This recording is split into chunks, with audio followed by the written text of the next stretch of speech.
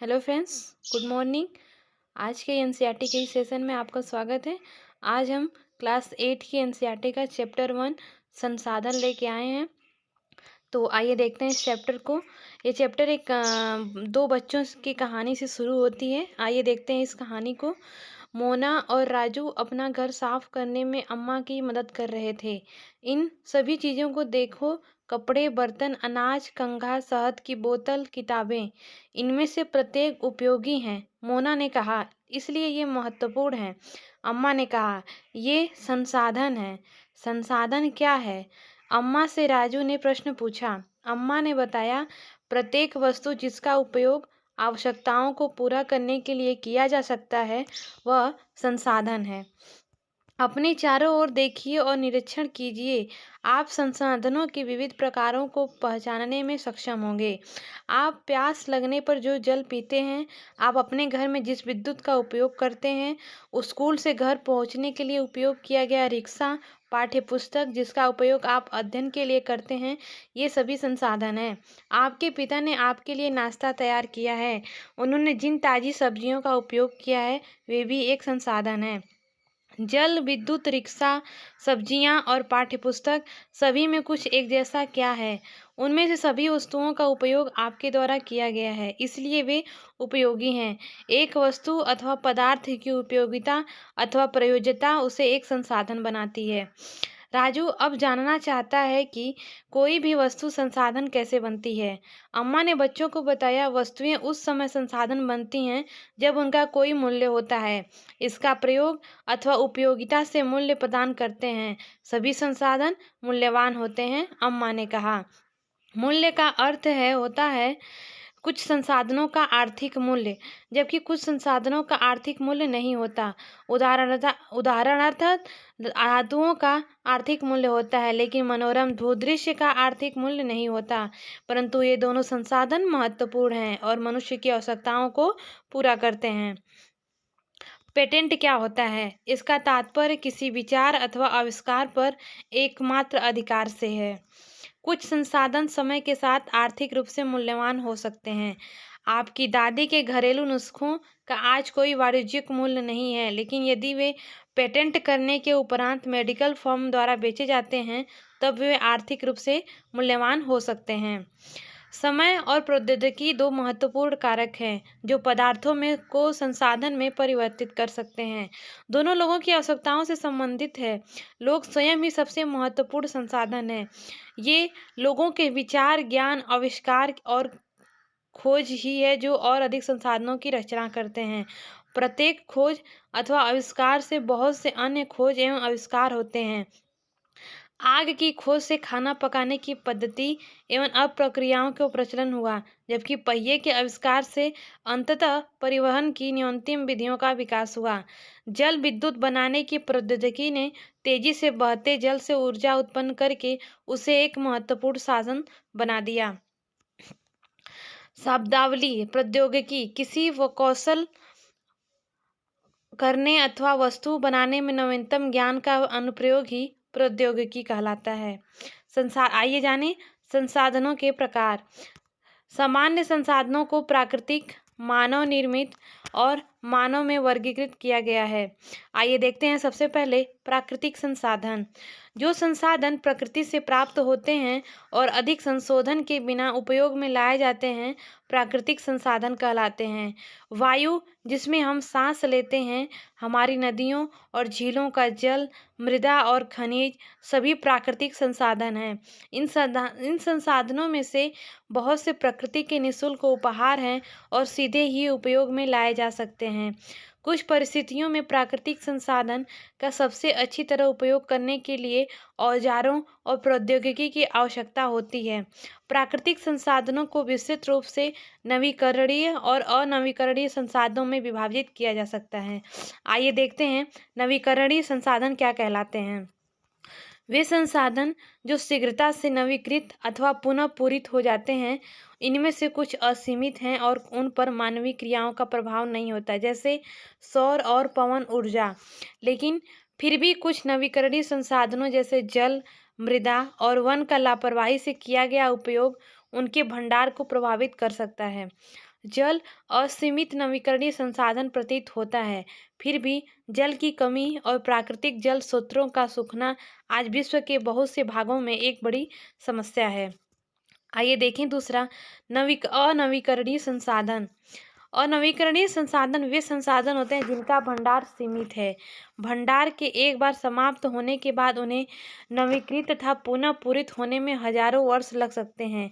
यह अवधि मानव की अवधि से बहुत अधिक है। इस प्रकार के संसाधन अनवीकरणीय संसाधन कहलाते हैं, जैसे कोयला, पेट्रोलियम तथा प्राकृतिक गैस। प्राकृतिक संसाधनों का वितरण भूभाग, जलवायु, ऊंचाई जैसे अनेक भौतिक कारकों पर निर्भर करता है। पृथ्वी पर इन कारकों में विभिन्नता होने के कारण संसाधनों का वितरण असमान है। आइए अब देखते हैं मानव निर्मित संसाधन। कभी कभी प्राकृतिक पदार्थ तब संसाधन बन जाते हैं जब उनका मूल रूप से बदल दिया जाता है। लौह अयस्क उस समय तक संसाधन नहीं था जब तक लोगों ने उससे लोहा बनाना नहीं सीखा। लोग प्राकृतिक संसाधनों का उपयोग पुल, सड़क, मशीन और वाहन बनाने में करते हैं, और जो मानव निर्मित संसाधन के नाम से जाने जाते हैं। प्रौद्योगिकी भी एक मानव निर्मित संसाधन है। इसीलिए हम जैसे लोग प्राकृतिक संसाधनों का उपयोग करके संसाधन बनाते हैं। मोना ने समझाते हुए कहा। हाँ, राजू ने स्वीकृति में सिर हिलाया। आइए अब देखते हैं मानव संसाधन। लोग और अधिक संसाधन बनाने के लिए प्रकृति का सबसे अच्छा उपयोग तभी कर सकते हैं जब उनके पास ऐसा करने का ज्ञान, कौशल तथा प्रौद्योगिकी उपलब्ध हो। इसीलिए मनुष्य एक विशिष्ट प्रकार का संसाधन है। अतः लोग मानव संसाधन हैं। शिक्षा और स्वास्थ्य लोगों को बहुमूल्य संसाधन बनाने में मदद करते हैं।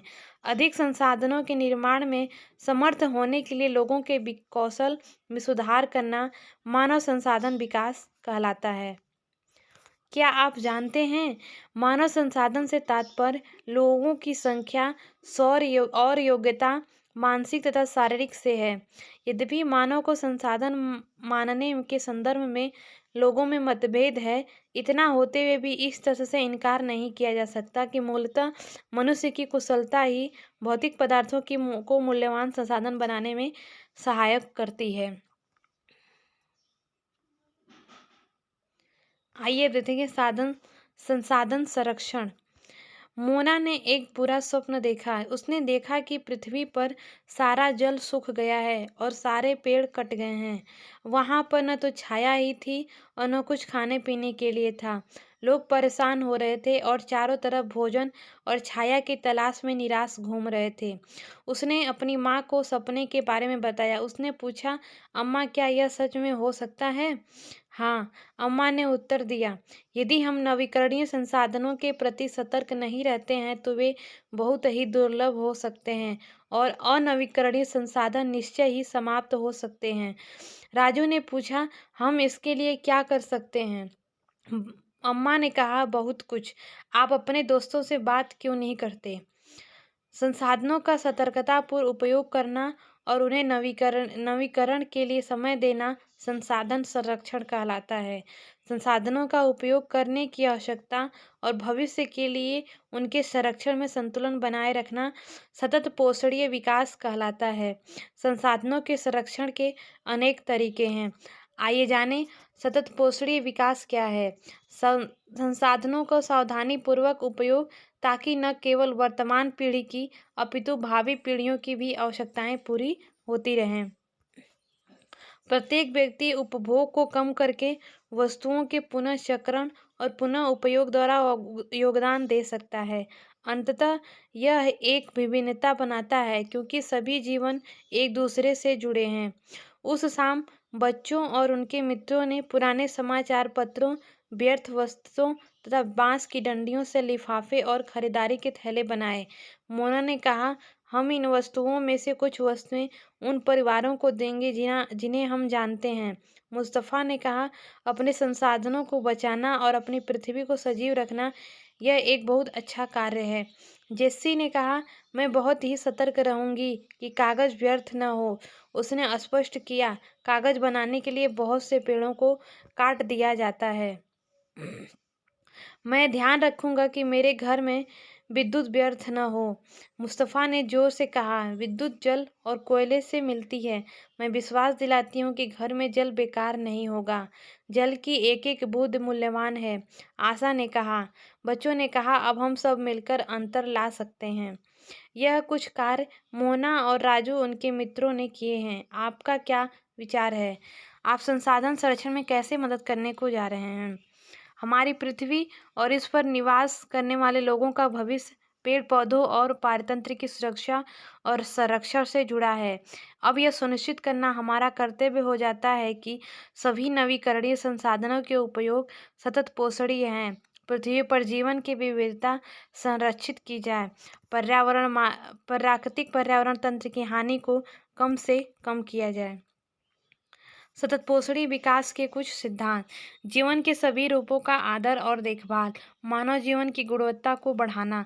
पृथ्वी की जीवन शक्ति और विविधता का संरक्षण। प्राकृतिक संसाधनों के ह्रास को कम से कम करना। पर्यावरण के प्रति व्यक्तिगत व्यवहार और अभ्यास में परिवर्तन। सदस्यों को अपने पर्यावरण की देखभाल करने योग्य बनाना। आई होप आपको ये वीडियो अच्छा लगेगा, तो चैनल को लाइक कर दें, सब्सक्राइब कर दें। Thank you.